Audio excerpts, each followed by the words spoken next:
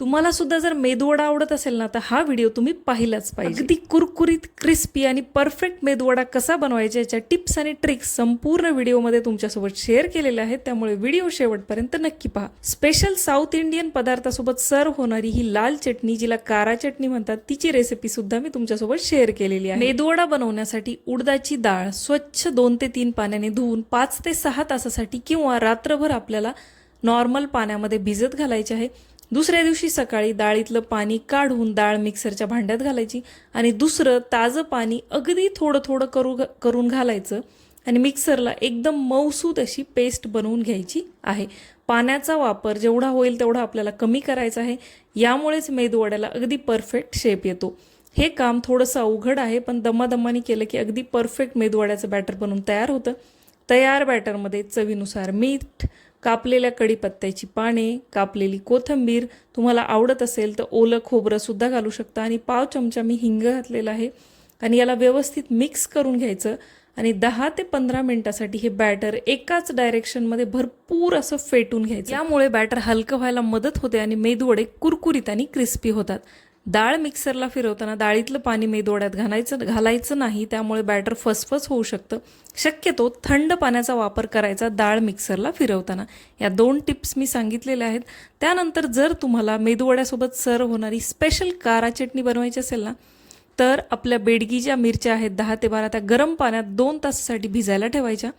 कढईमध्ये थोडंसं तेल घालायचं, त्यामध्ये पोह्याच्या चमच्यानी 1 चमचा हरभऱ्याची डाळ, 1 चमचा उडदाची डाळ कमी गॅसवर अगदी छान फुलेपर्यंत आपल्याला या भाजून घ्यायच्या आहेत।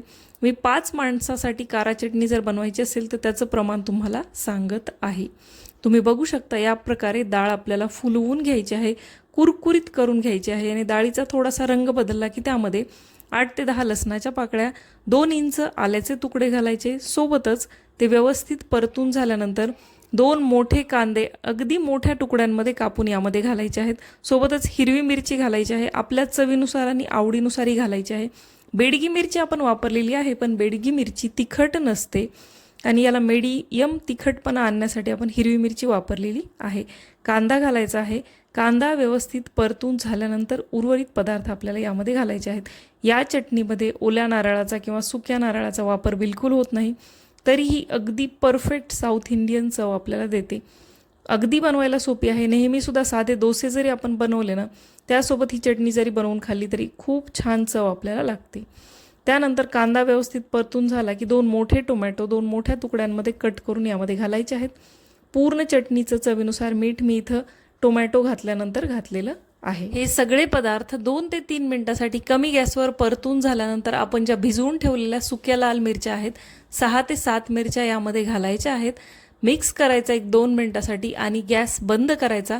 पूर्ण मिश्रण आपल्याला हे पूर्णपणे थंड करून घ्यायचं आहे। तुम्ही बघू शकता खूप जास्तही मी कांदा टोमॅटो परतून घेतलेला नाही, एक मीडियम लालसरपणा त्याला आला की गॅस बंद केलेला आहे आणि हे मिश्रण पूर्णपणे थंड झालं की आपल्याला त्याला घालायचं आहे मिक्सरच्या भांड्यात। हे मिश्रण मिक्सरच्या भांड्यात घातल्यानंतर थोडंसं यामध्ये पाणी घालायचं आहे आणि मिक्सरला अगदी बारीक याची प्युरी करून घ्यायची आहे। ही चटणी बनवायला अगदी सोपी आहे आणि चव भरपूर हिची अप्रतिम लागते। अगदी मिक्सरला बारीक पेस्ट करून घेतल्यानंतर या चटणीमध्ये आपल्याला गरजेनुसार पाणी घालायचं आहे। तुम्हाला जशी जाड, पातळ, घट्ट जशी चटणी हवी आहे तसं पाणी घालायचं। त्यानंतर एक मीडियम तडका आपल्याला यामध्ये द्यायचा आहे। 2 चमचे तेलामध्ये फक्त मोहरी घालायची, जिऱ्याचा वापर करायचा नाही। कढीपत्ता घालायचा, सुक्या लाल मिरच्या घालायच्या आणि ही गरम फोडणी या चटणीमध्ये घालायची।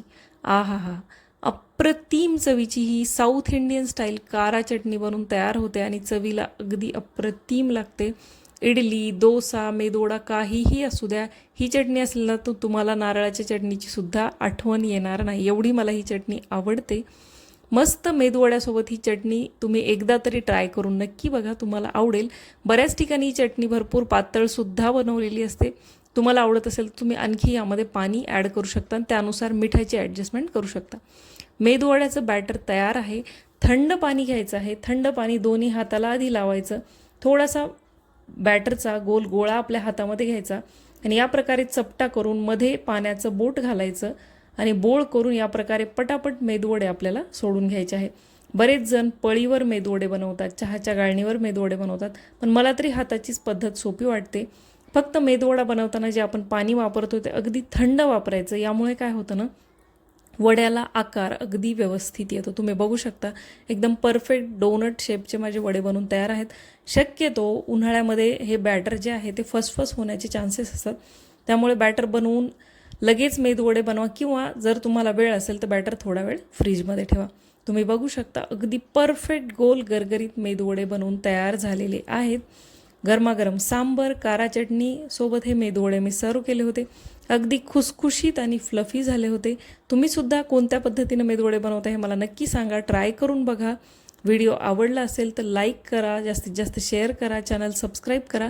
मी भेटते अशाच रेसिपीसोबत पुढच्या व्हिडिओमध्ये. तोपर्यंत बाय.